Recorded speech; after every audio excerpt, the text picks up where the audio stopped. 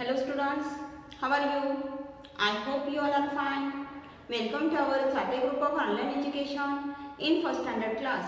Our today's subject is science. In our previous class, we already completed our lesson number 11 and exercise on this lesson.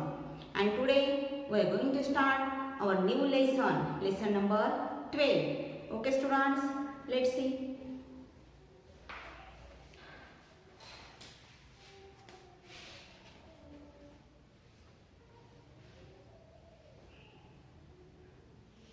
This is our lesson number 12. We need water.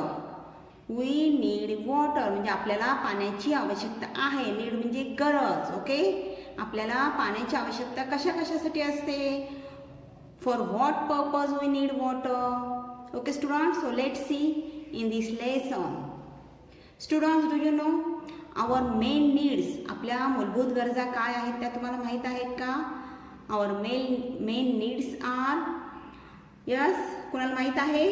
अन्न, वस्त्र, निवारा ह्या आपल्या मूलभूत गरजा आहेत.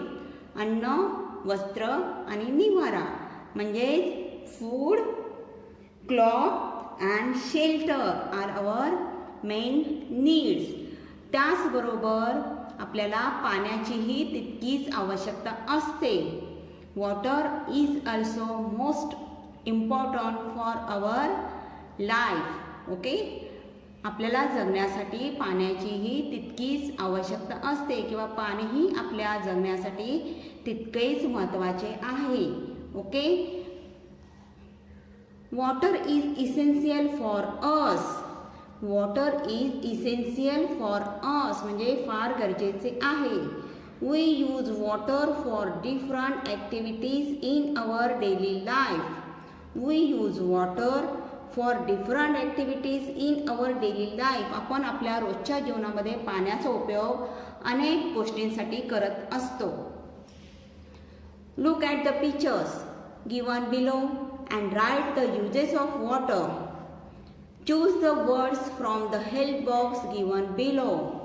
बघा, इथे आपल्याला काही पिक्चर्स दिलेले आहेत. ओके, म्हणजेच आपल्याला पाण्याचा उपयोग आपण कशासाठी करतो त्या संदर्भात आपल्याला हे पिक्चर्स दिलेले आहेत आणि इथे आपल्याला एक हेल्प बॉक्स दिलेला आहे. ह्याच्यामध्ये आपल्याला युजेस ऑफ वॉटर दिलेले आहेत. आपण अगोदर हे वर्ड्स बघूया. Okay, putting out fire. Putting out fire म्हणजेच काय? आग विझवण्यासाठी पाण्याचा उपयोग करतो. Washing clothes. वॉशिंग क्लॉथ्स म्हणजे कपडे धुण्यासाठी.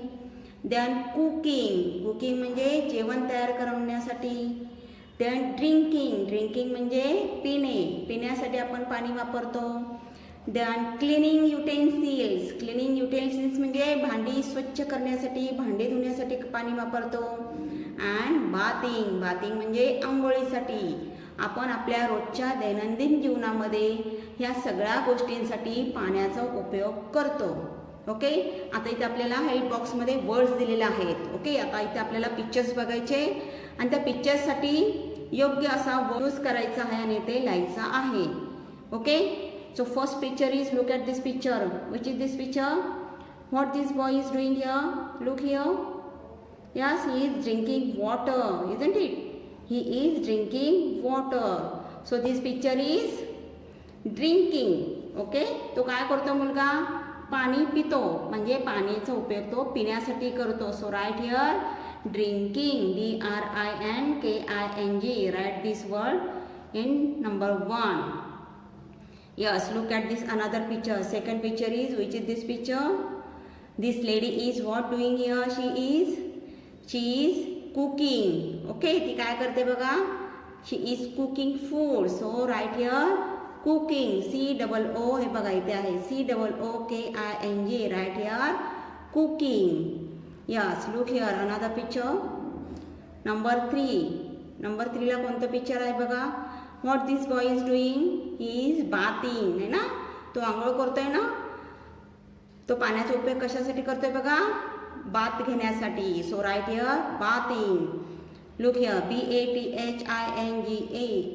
BATHING, bathing. Okay, next number 4.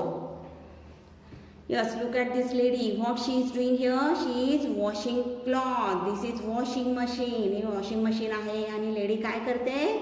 Cloth wash करते म्हणजेच कपडे धुते. Okay, so right here washing clothes.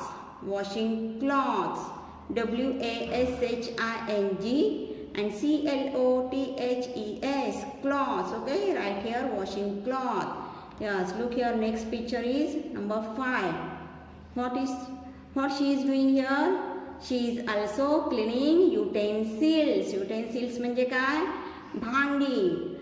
हे काय करते? भांडी धुते. Okay, so right here cleaning utensils. Utensils म्हणजे भांडी धुणे. ओके, अँड 6 नंबर पिक्चर बघा काय दिसते आपल्याला. यस, ही गाडी कसली आहे बघा, तुम्हाला ओळखता येते का? Which is this picture? This is fire brigade. Fire brigade van आहे आणि हा कोण आहे? फायर ब्रिगेडचा मॅन आहे, माणूस आहे. तो काय करतोय बघा, ह्या पाईपमध्ये जे पाणी आहे त्याने आग विझवतोय. ओके, मग आपण पाण्याचा उपयोग कशासाठी करतो? Putting out fire. Putting out fire म्हणजेच काय? आग विझवण्यासाठी आपण पाण्याचा उपयोग करतो. Okay student, so right, so complete this stage. Okay, now students, for what purpose we use water? Look at the board. Number 1 is putting out fire. Putting out fire म्हणजे काय? आग विझवण्यासाठी. आग विझवण्यासाठी आपण पाण्याचा उपयोग करतो. Then washing cloths. Cloths म्हणजे काय? कपडे. आणि washing म्हणजे काय? धुणे. कपडे धुण्यासाठी पाण्याचा उपयोग करतो. Then we use water for cooking. Cooking म्हणजे काय? जेवण बनवण्यासाठी. For cooking we use water. For drinking म्हणजे पिण्यासाठी आपण ड्रिंकिंग म्हणजे पिण्यासाठी पाणी वापरतो. Then cleaning utensils म्हणजे भांडी आणि क्लीन करणे म्हणजे स्वच्छ करणे. भांडी स्वच्छ करण्यासाठी पाण्याचा उपयोग करतो. And last one is bathing म्हणजे आंघोळीसाठी आपण पाणी वापरतो ना. ह्या सगळ्या कारणासाठी आपण पाण्याचा उपयोग करतो. All living things need water. All living things म्हणजे कुठले? जे प्राणी सजीव आहे, ज्यांच्यामध्ये जीव आहे, ज्यांची वाढ होते, ज्यांची ग्रोथ होते. ओके, ते कुठले प्राणी असतात? सजीव प्राणी असतात किंवा सजीव things. All living things need water. ज्यांची वाढ होते त्यांना सगळ्यांना पाण्याची गरज असते. Rain is the main source of water on the earth. Rain is the main source of water on the earth. अर्थ म्हणजे काय? यस, आपल्या पृथ्वीवर पाऊस हा एक असा सोर्स आहे की ज्याच्यामुळे आपल्याला पृथ्वीवर भरपूर प्रमाणात पाणी मिळतं. पावसापासून आपल्याला भरपूर प्रमाणात पाणी मिळतं. When it rains, the rainwater fills up the rivers, lakes, ponds and streams. जेव्हा सगळीकडे पाऊस होतो तेव्हा पावसाच्या पाण्यामुळे सगळ्या नद्या, तलाव, विहिरी वगैरे ज्या असतात ते सगळे नदी, नाले सगळे पाण्याने तुडुंब भरून जातात. Plants and animals need water. बघा, लिव्हिंग थिंग्स म्हणजे plants, animals and human beings. All these need water for living. जगण्यासाठी त्या सगळ्यांना पाण्याची गरज असते. Okay, do you know sea water is salty so we cannot drink it. बघा, समुद्रामध्ये किती भरपूर प्रमाणात पाणी असतं, पण समुद्रामधलं जे पाणी असतं ते कसं असतं? खारट असतं. त्यामुळे आपण समुद्रामधलं पाणी पिऊ शकत नाही. बघा, पावसाचं जे पाणी येतं त्याच्यामुळे असे नदी सगळे वाहत असतात, नदी भरलेल्या असतात किंवा जे नाले असतात, झरी असतात, तलाव असतात, ते सगळे पाण्याने पावसामुळे भरतात. The upper part of the mountains are covered with snow. The upper part of the mountains are covered with snow.